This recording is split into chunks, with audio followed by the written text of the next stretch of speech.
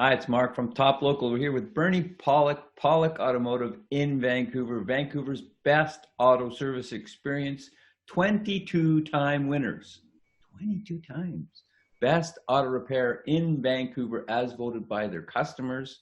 And we're talking cars. How you doing, Bernie? Doing very well. So, 2006 Toyota Prius.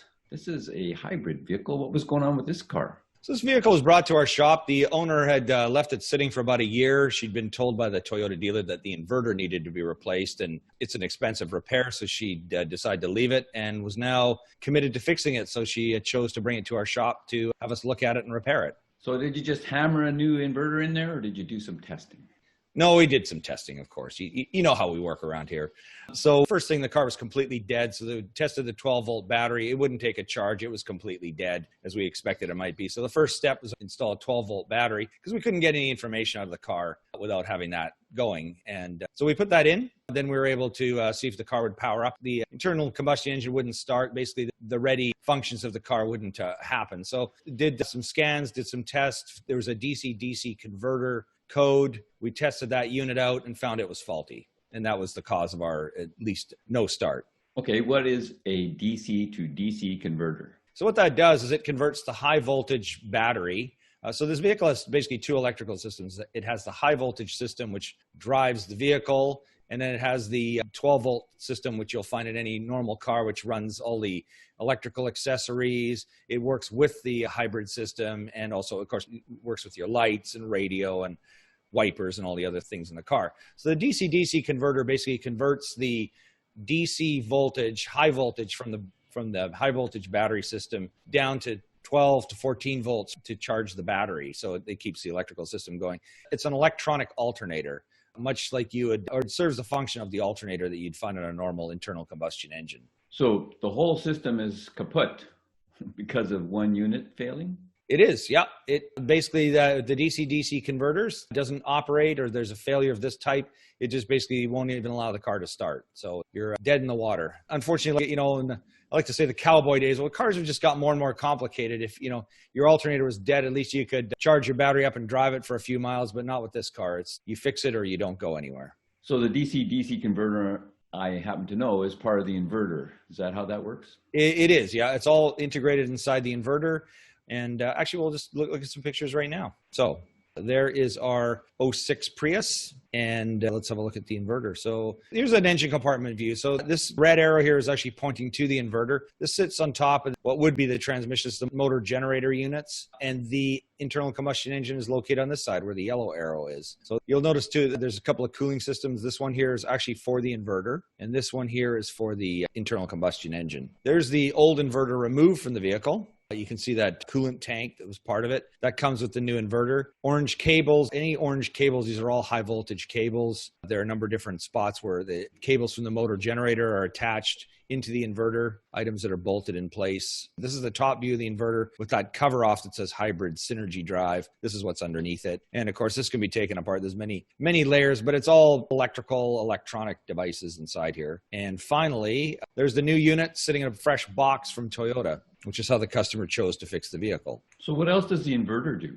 Well, the primary function of the inverter is to actually convert the DC voltage from the high voltage battery pack to three-phase AC voltage for the motors in the motor generator unit. There's two motor generators. One of them primarily drives the vehicle. The other one will recharge the high voltage battery. They all kind of work together. It's complicated, but those are kind of the main functions. But there's basically conversion needed from the high voltage battery to AC triple phase, from triple phase AC back to the high voltage battery to recharge it. And this all happens inside that box. It's kind of like a magic box, really. Pretty amazing how it all works. The DC-DC converter is in there, so there's a conversion to convert to 14 volts to charge the 12-volt electrical system. So it sounds complicated and expensive.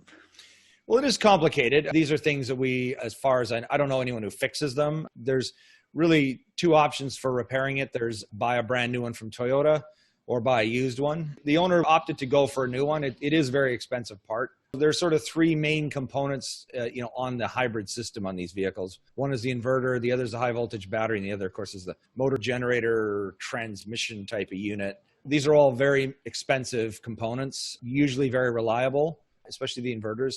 I did present the option of a used one, which was very reasonably priced. And, used parts are always a bit of a gamble, but Prius inverters are pretty reliable. So it would have been a good gamble, but she wanted to go with the new part and the assurance that that would provide. So once replaced, it'll likely never go dead again the car's 14 years old. It'll probably last 14 or much longer than that. So that's the way she chose to go.